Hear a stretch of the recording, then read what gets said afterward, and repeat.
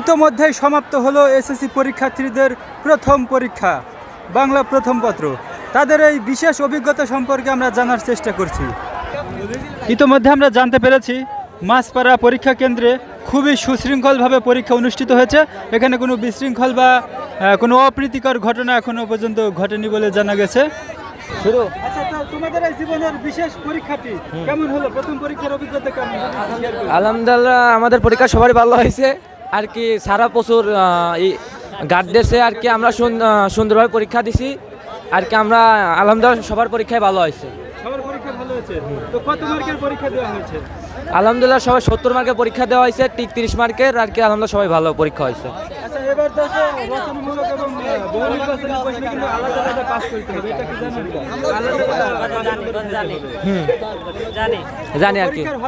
হলের দৃশ্যপটটা কেমন ছিল?